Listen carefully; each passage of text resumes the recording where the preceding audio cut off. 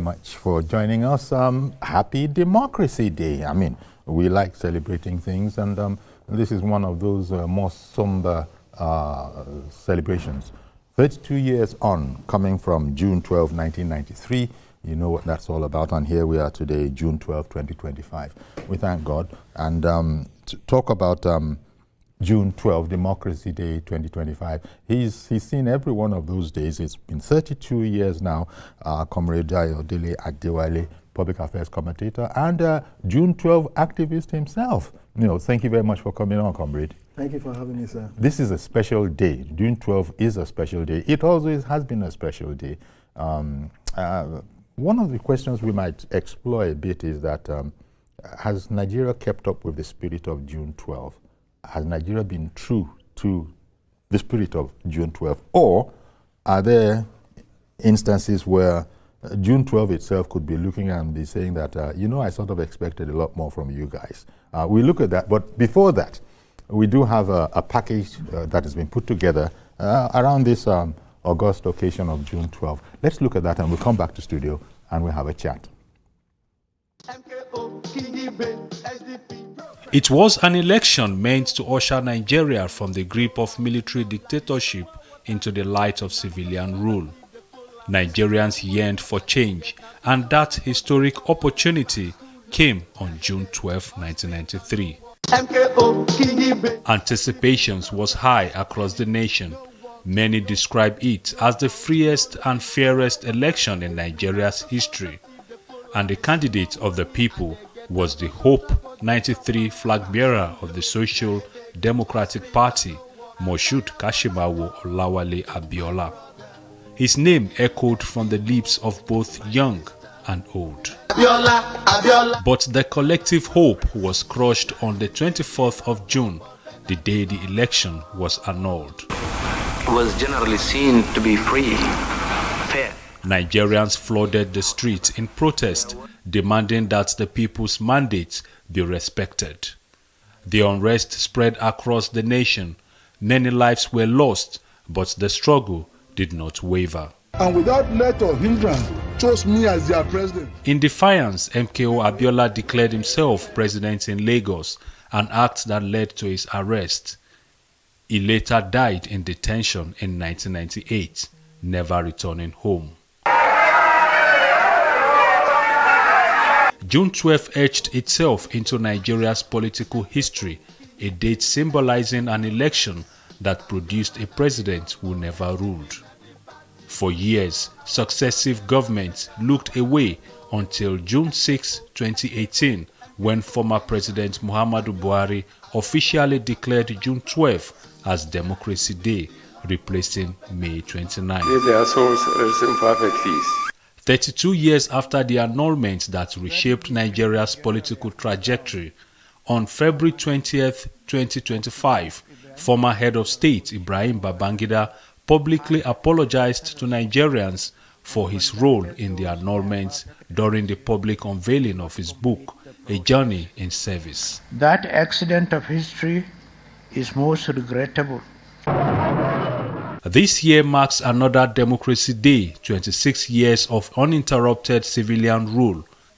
And the story of June 12 returns to the fore, with President Bola Ahmed Tinubu, once a frontline pro-democracy activist, now Nigeria's president. He has rebranded Abiola's Hope 93 into his administration's renewed Hope 23 mantra.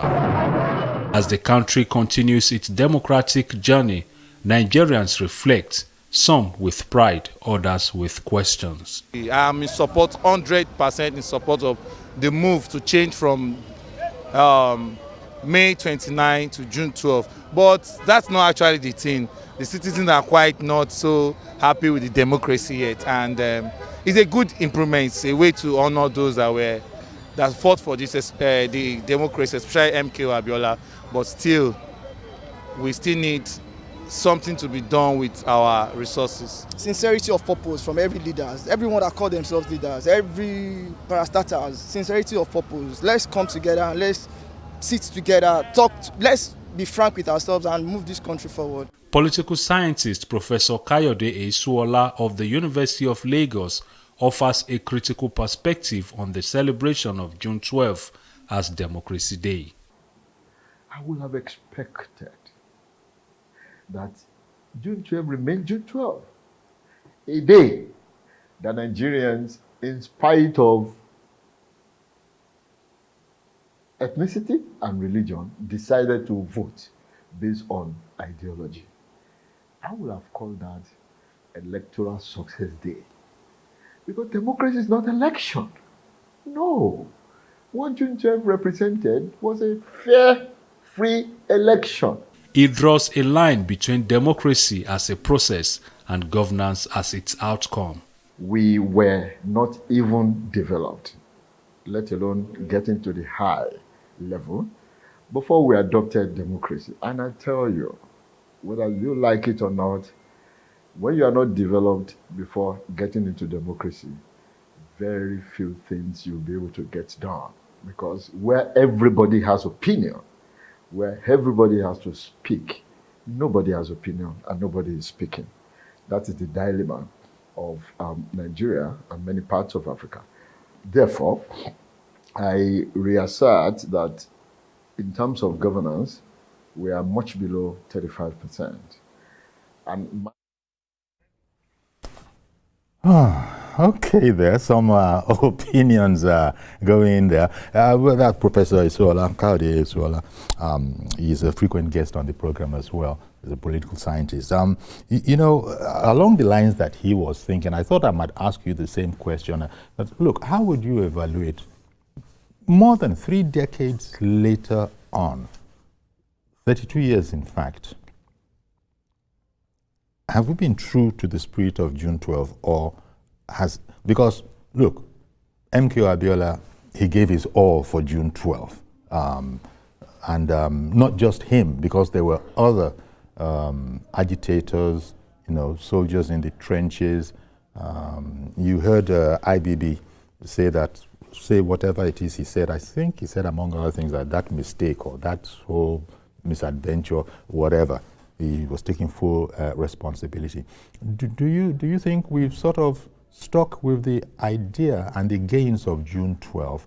Have we stabilized on it, or have we indeed even gone back a bit from the promise of June 12? Here we are now. You know, what would be your assessment? Well, thank you once again for having me on your program. And from my standpoint, June 12 is about the people. Abiola, late Chief MK Abiola, was the symbol of June 12. June 12 is about the resilience, the hope, and the aspiration of the Nigerian people. What they envisage Nigeria to be, especially right from when we gain independence, on how we should be governed and how our leaders should also pilot the affairs of state. June 12 is not just about the voting. The voting is an integral of the totality of what June 12 represents to the Nigerian people. The voting process is key, is the first towards achieving the dreams and aspirations of our people. And our aspiration is, one, is to have good governance, to have even equal development across the geopolitical zone, to have self-development that will lead us to self-realization of who we truly are in accordance to our own individual ability and peculiarity. As we also are located to each geopolitical place in this country. It's about freedom of rights. It's about security of life and property. And most importantly, education for all. An educated people, it's a very strong tool to building the country, especially putting the building blocks together. Those are part of the synchronal of the building block of the June 12. Yes, ever since we've moved on in 1999, there has been some twists here and there. There have been a lot of wastages, especially from bad past government, where we had the opportunity to have transformed our pains to gains, especially in the energy and infrastructure and public power sector, which would have led to individual strength to build their future on how they perceive it or how they aspire to be, not just waiting for government to build their future for them. Take, for instance, your edifice. You are a private sector-driven media corporation.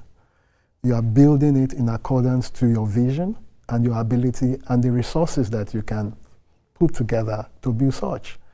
It should also sink down to every individual Nigerians to build in accordance to whatever they want to, to envision as a person. But over time, we've envisioned some wastages in government. We've envisioned some misplacement of priorities and all that, to the extent that we mistake welfareism, you understand, for purposeful, building of society. Doesn't that have to do with, well, first of all, let me start from here.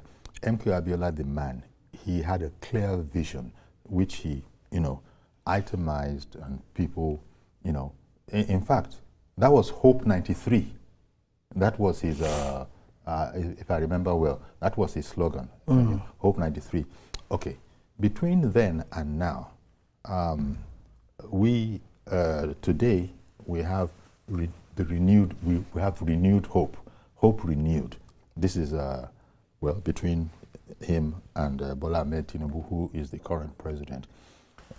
Perhaps a lack of clarity of vision might have been responsible for some of the things you said, because oftentimes I hear commentators, experts who come up and speak on the state of our nation that, we've lost so much time.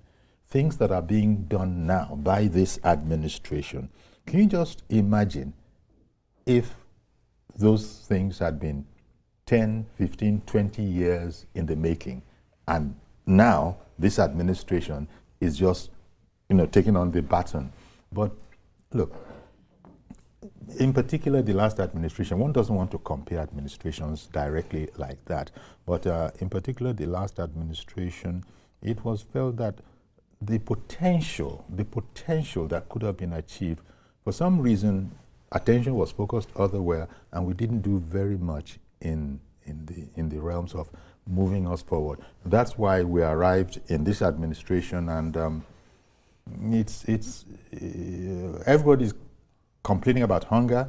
Things are being done now that have to be done, started from scratch, but that was not the way it was supposed to be. Do you think we have what it takes to pull us out of it, even though we are as late as we are? Oh, definitely. But yet again, it's a question of time. Like you said during your statement, that if things have been done, say, prior 15 years or more, yes. But I would take you down to when Nigeria was structured itself, pre-independence.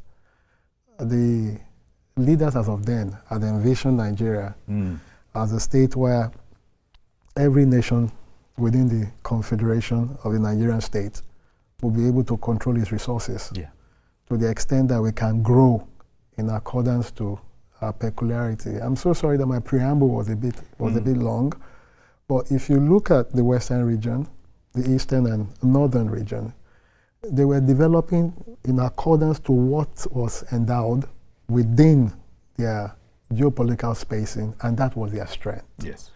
The North was primarily on agriculture and all of that, to the extent that they were able to build infrastructures and all of that, and they were putting more money in the center. And the center was not as strong as what it is now. There were federating units that had a lot of things to do. Chief Obafemi Awolowo could envision that we should have television. He could envision that we should have rural roads that link to the farms in order to bring out this produce, sell, and all of that.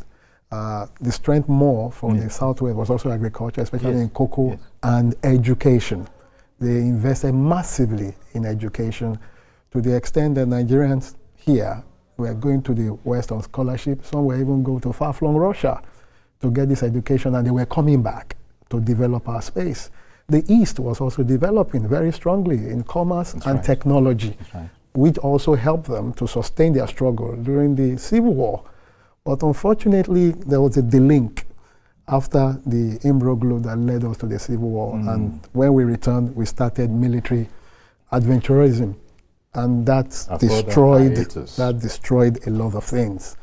And by the time we got to 1979, and with the advent of a democratic space, those who took power also envisioned in a way, right? But the UPN government, right, continued from where they had stopped. That was why somebody like Alhaji Lateef Jakande could put in structures very quickly, you know, within a few months that lasted to his 4 years in office. Look at all the structures that came in terms of structuring government agencies and all of that, to the extent that they wanted to build a railway underground tunnel and all that. And when Asiwaju came in, he reinvented it. Today we have the blue line, we have the red line, and all of that. We have gigantic infrastructures. When he came in as president, he started the Lagos-Calabar Expressway that was envisioned long ago.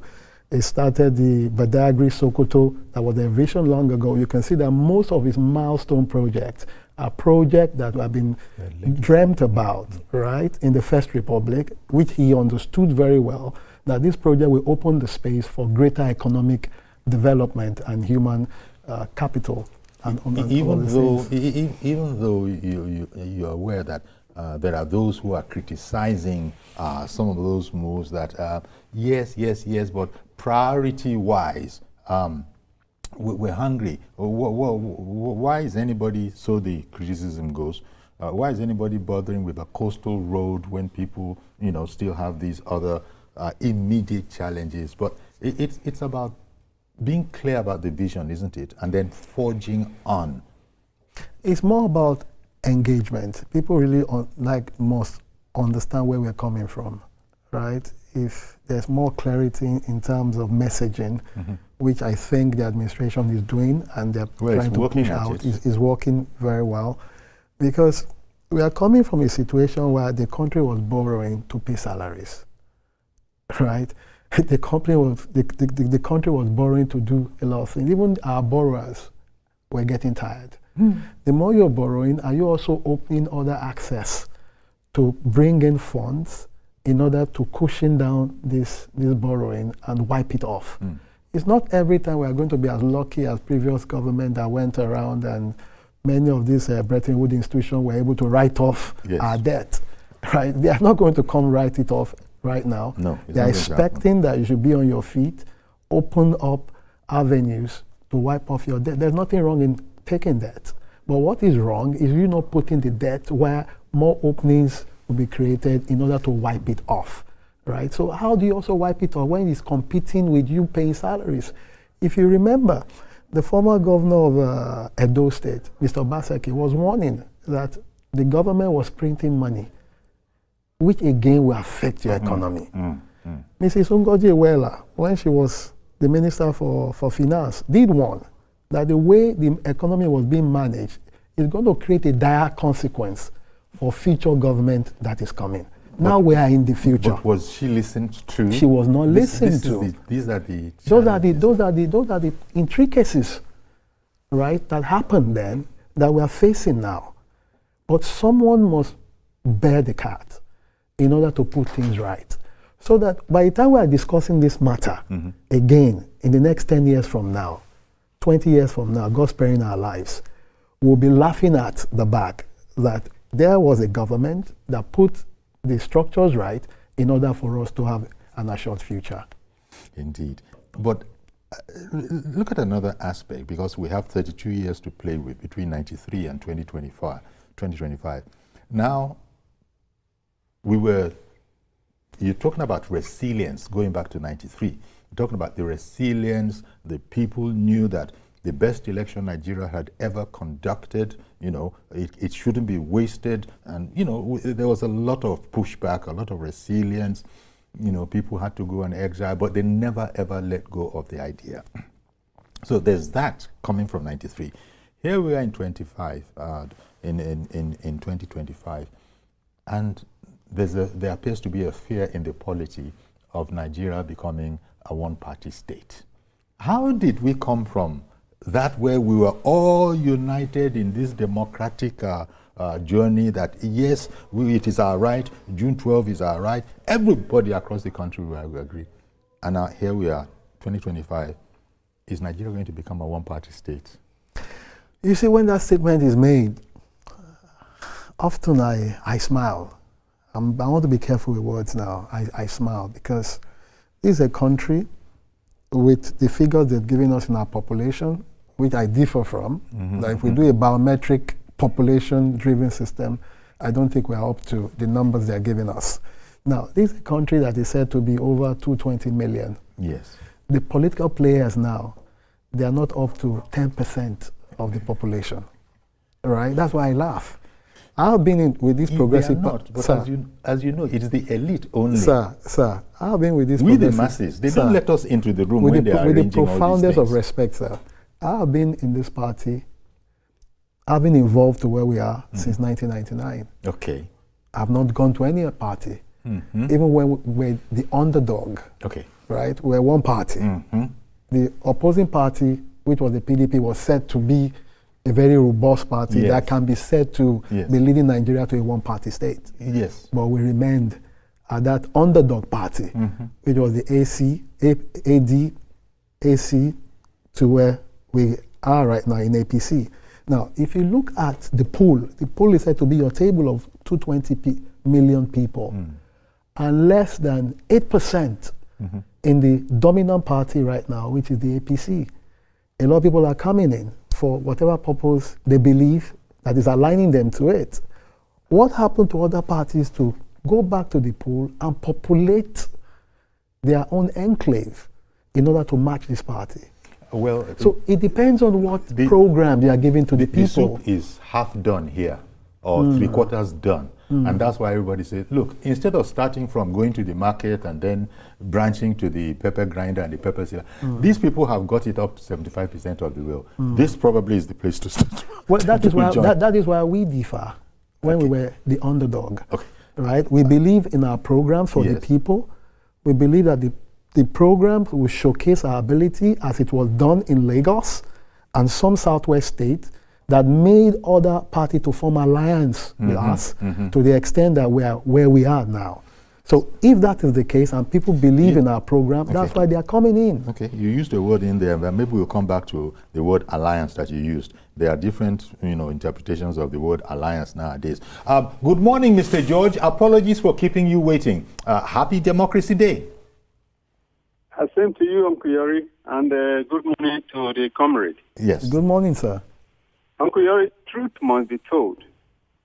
Nigeria has wasted 30 solid years in a democracy without a driver. That's the way I can describe it. Would you rather use the word wasted or spent? We've spent 30 odd years. Isn't it? But it's like a driver going to a particular location and he used 30 years to get there. Yeah. So those 30 years, how would you describe it? He's traveling, but he didn't get to the destination. No, and we spent 30 years getting there. What the president started 2 years ago is what Ayodele wanted to start 32 years ago. And you can see unless people who do not want to see, but if you are really interested in things, you will see that the foundation work is so solid. But people are saying, no, I heard you saying people are complaining. There's no about food, because then you're doing coastal road. Nobody wants to know what caused the no food situation. Yeah. If you want to be a doctor, you must address the cause of the ailment, not just the ailment itself. If we don't do what he is doing now, we will continue to get hungry in the midst of plenty. I want to commend the comrade because he is a very good person in history. And he's been, I wonder how old he was then. He was with the Adewale and Co at that time. So since we still have people like him around from that team, there is hope. There is indeed. I want to urge Mr. President to keep on with his focus. There is no way people will not complain. Some are complaining in order to derail the system, not because they are actually hungry. But the truth of the matter is that it is the way to go for a better Nigeria, and I'm strongly in support of that. Thank you very much. Thank you very much, Mr. George.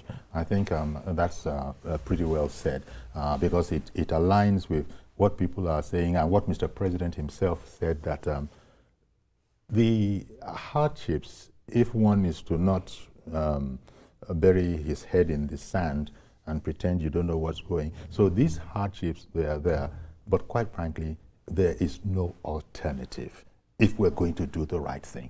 Not because those hardships are pleasant to anybody, either the person who is being held responsible for taking the actions that have led to these hardships, but he's saying that, oh, we were going to, God forbid, keel over, and we couldn't just afford that. It's been told to us that a lot of us that are out there in the public, if only we were to be able to see the inner workings and see how very close to the bottom we had got, so we are told, then we'd understand. But then that's not our business, in the sense that, look, that's why you have a government who is supposed to, a government is supposed to engage with these tight, tough things and provide an enabling environment. But while we're at it, can people keep on telling what efforts have been made, what achievements have been made, no matter how marginal? You have to let people know that things are going on, and indeed things are changing, we are told. Things are changing for the better, but it's the pace of it, given that we've spent 32 years, I don't know what, twiddling our thumbs or whatever, it might be so microscopic that it doesn't show, but cumulatively, we are not where we were before this administration took off. Oh, definitely. Where we were then was rock bottom, or borrowing, right? You cannot continue to borrow to survive. At some point, your borrowers would, keep a social distance away from you, because there's nothing productive coming out, and they don't see an assurance of them getting their money back. So if nobody borrows you money, what happens? You are going to cave in. And when you cave in, the country will split. You have different armed groups coming up, because you don't even have money to put into your security architecture and to fund the security operations. And you now have people piecing the country into different places, holding different territories, and all of that. Is that a state that we want? Certainly no. While you were showing your video, showing when Chief MK Abiola, people came when he died, I was privileged to be part of those who lowered his body into the grave. And when I saw him go into the grave and the sand was being poured in by the Islamic young people, I was scared for that what next? What do we do next? And all of that. One moment. Let me bring on Mazi Okorafor. Good morning, Mazi Okorafor. Happy Democracy Day. Good morning, sir. Yuri. Good morning, our guests in the studio. Thank you. Good morning, sir. Good morning. Please go ahead, Mazi. Mazi, did we lose you? Are you still there? It might have been one of those freak ones. Okay. Mazi is gone, but thank you very much for calling in. You used the word alliance in a different context, but I'm bringing it into the most recent context where alliances are being formed here and there. Again, it's part of the strengthening of democracy, is it not? Even as it is that the alliance that is out there now, it is said that it's all about replacing, at the end of this tenure of the Tinubu administration, replacing that administration with another administration that will emerge from an alliance that is being worked on now. Now, all of these, I put it in the context of 1993 to 2025, the political dynamism of the country. I have heard people who are saying that somehow APC is to be blamed. President Tinubu is to be blamed for everybody making a beeline for the APC. I say, these are not kindergarten, children. These are politicians, seasoned politicians, that are of their own free volition deciding that we are coming to this particular party if there is space in here. And I think the last time I heard, I think it was about a day or so ago, the president was assuring someone that even though you're not a member of our party yet, should you change your mind and apply, you will be welcome. So I'm just guessing from there that there's much more room. I was speaking with the secretary of our APC some time ago, about a couple of weeks ago, and I had said that, look, are you not a bit concerned? He said, concerned about what? Why am I concerned? Let whoever wants to come, we welcome them. What do you think about this against the backdrop of people saying that APC itself, or President Tinubu in particular, is responsible for everybody making a beeline for APC? And is it to be desired or not, the whole idea? Well, you must appreciate that democracy is about programs, it's about principle, and it's about numbers. Any party that wants to continue to be dominant must have larger number. So if people out of their self-will, self-volition decide to add to your number, it's to your benefit. Why are people coming? Why are they coming into the APC? I said democracy is about programs. So it's about principle, it's about numbers. So the program of the APC right now is attracting all of these people that are coming to our line. Now, if the president decides to revive the opportunities that was put together by our founding fathers across the nation, that we must have this infrastructure, especially during the parliamentary system of government, right? You should understand that that was an addition of everybody's thought. That let's have a road from Lagos to Calabar, understanding that it's going to open the opportunities along that trajectory. If Delta sees that opportunity, that I can key into this, it opens up my space. It allows my people to have self-realization for independent economic growth. The same thing for Akwa Ibom, right? They see the opportunity, and they also look at where they are coming from. There's a lot of harakiri that is happening there, a lot of unrest, and their future is not assured because the crisis they have there, they don't see it being settled. Do you think they want to go into oblivion and not align with the party that have a vision that is following in accordance to the formation and architecture of our founding fathers that will allow the country to grow exponentially? As exemplified in the programs that in the program that is working. Okay, how about the principles?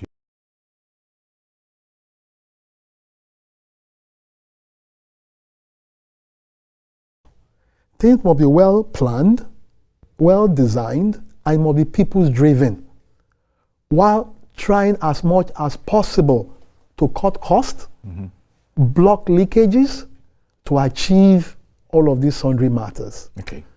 That's the principle of the party. We've had a bit of a problem with the end aspect of what you just spoke about, blocking the leakages. And here I'm including all sorts of unfortunate reasons why the EFCC is busy around the clock every day, to our credit. I think it was in Obasanjo's era that the EFCC was created. What is it with our people? I'm not saying that there are no corrupt people in other places, but the reckless abandon and the other day you were hearing about, I can't even remember the number of duplex houses, attributed to the ownership of one single person, the former governor of Central Bank. Has nothing changed the way we dip our hands in the kitty? It's not just the hands again, the hands and the feet, the way we dip it in the public kitty. Was it as bad in those days as it is now? You see, the distortion will continue to reinvent itself until you have somebody that has the ingenuity of managing system and blocking leakages like the president have brought to bear. I'll give you 3 examples of mammoth leakage or leakages that we had in this country until now. One was subsidy. The other was the exchange rate as it concerns accessing foreign exchange. While the third one is what you have just mentioned, one individual owning so many houses to the extent that it led to abuse of office, as we saw from the fact-finding of the EFCC. Yes. Now, for the subsidy, if you go back to records, it was proven that some people will collect mere allocation paper, right? They'll go, tell a lie that there is a big ship on the water ready to bath. They will take that paper to collect funds, and no one drop of the product will be seen. To the extent that they could not even account for the consumption of the petroleum product that the Nigerian people were consuming. And I watched severally. The former CBN governor, now Emir, right, did come out to say that Nigeria could not even account for the figures that they were doling out in tandem to what was brought in. We've seen on social media where some security men would carry phone and say, look at the trucks passing our borders. And they were going to other countries and all of this. All these things we saw. We saw. The government couldn't block those leakages. You had someone coming to say subsidy is over. The money from the subsidy is going to NEL funds, right, to boost our education. It's going to the health sector. It's going to infrastructure and all of these things, rather than going to private pockets. We've seen when some people were arrested, right, collecting dollar at some certain meager exchange rates, we just walk across the door and sell it for unthinkable amounts and all of those things.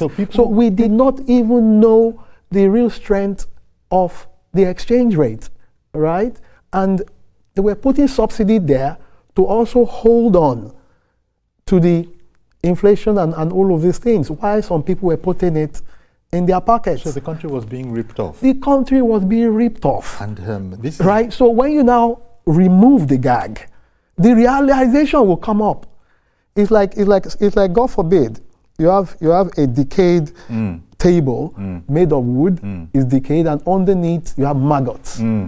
Right? The day you leave that table, you then see the maggots, the extent of damage that is done. Are you going to close it back because you're afraid that people will laugh at you? Or you are going to remove it, and then take away the maggots, and rebuild that table? And that metaphor is what we're going through now. So the process of removing the table, taking away the maggot, and putting new table is also what led to all of these support structures that they're putting in place. So while we are busy with the elevated language that people much better than me are using, especially in lecture halls and citadels of learning, universities, that's to one side. But the rot is such that it has affected everybody, and it's simply because of a self-interest, as opposed to, because you said about, when you were speaking about to the principles aspect of your equation,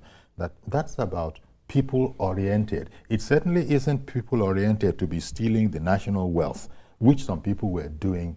In fact, it got to a stage where it was said that some people thought that was their privilege. That was their actual... That was the norm. That was the norm and the privilege. And so people were frowned at who actually came along and thought that, we've got to do something about this.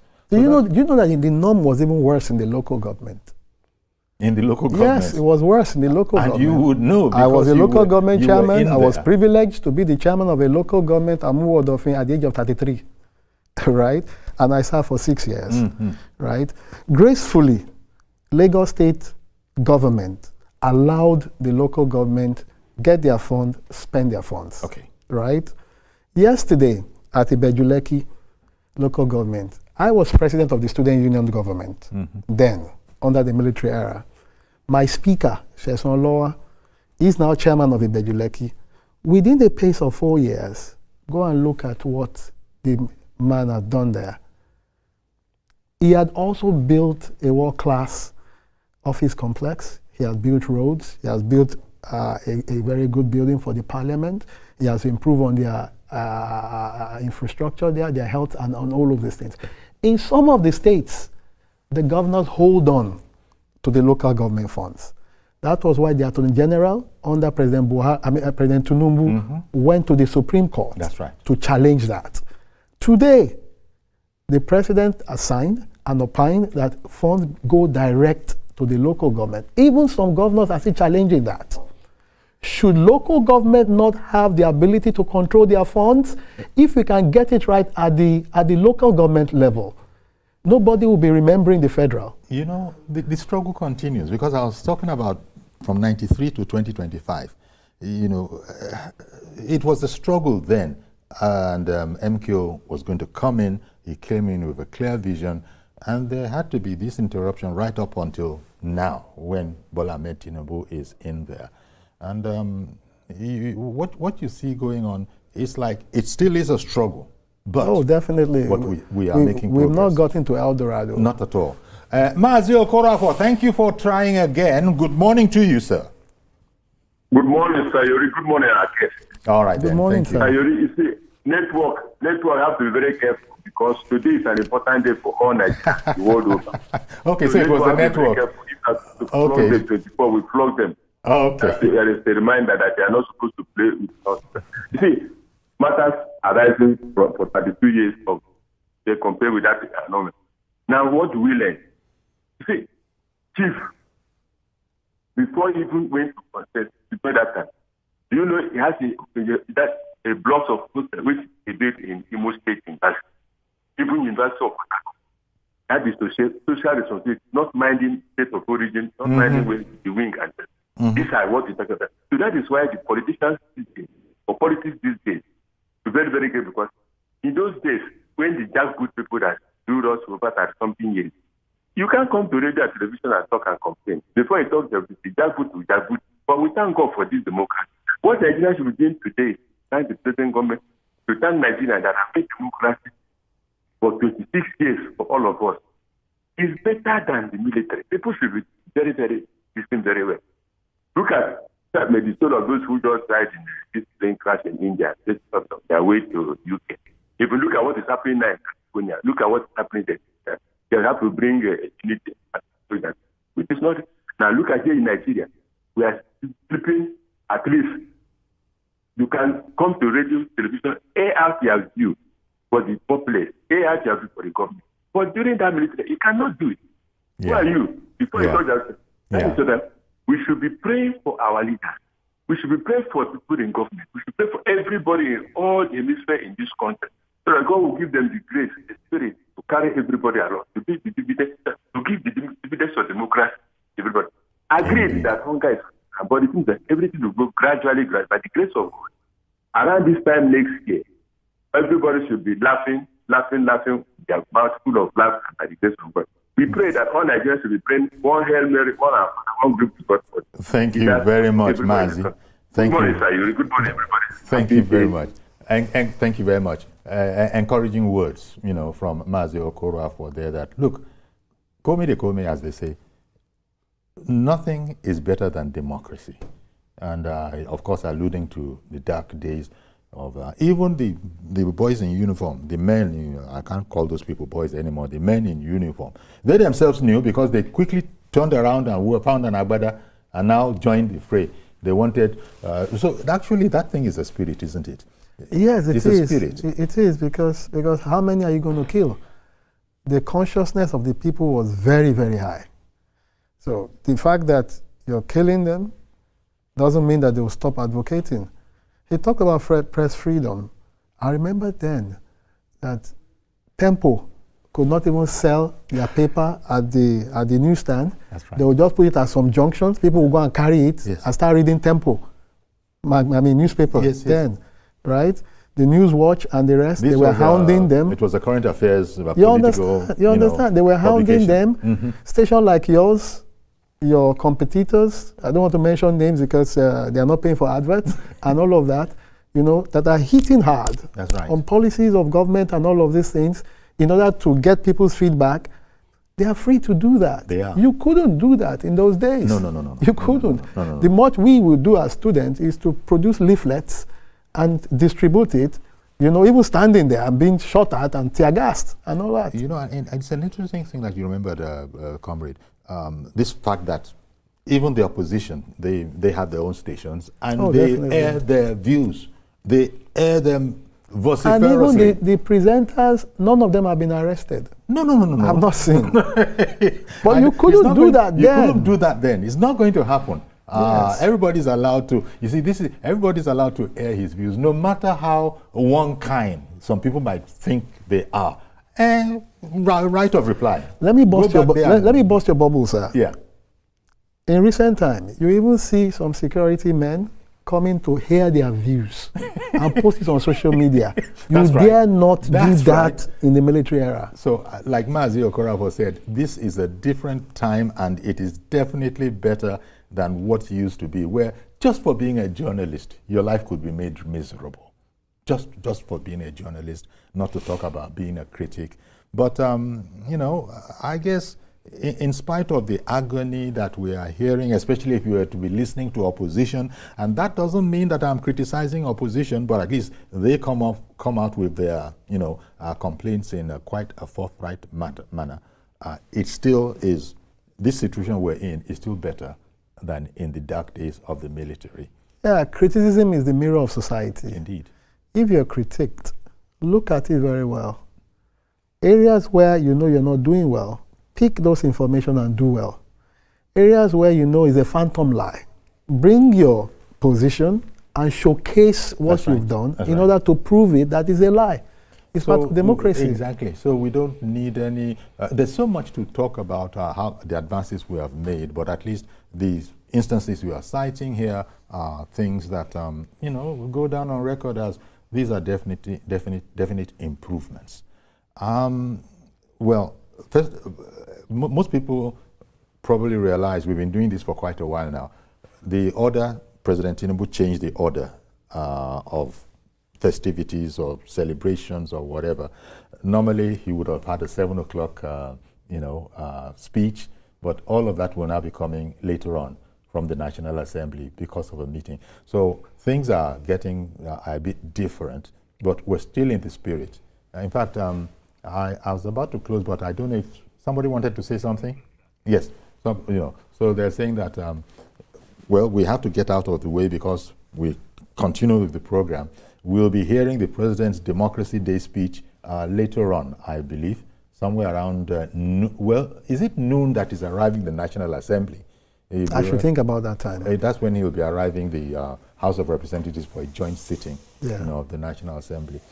Okay, and then we'll take it from there. I remember back in those days, we would have called you, you would have been with us from daybreak, and we'll continue right through the day. Those were the days, and these are indeed the days. There's a lot of promise to it. I want to thank you, Comrade. In fact, what I see him do today is a very wonderful innovation. It's not just speaking to the nation, it's also going to speak to a representative of the people in the National Assembly, right? So it's talking from both sides to the nation and the people's representative in order for him to have a firmed up process. And that will give us a lot of material for programs we shall be doing subsequently. Definitely.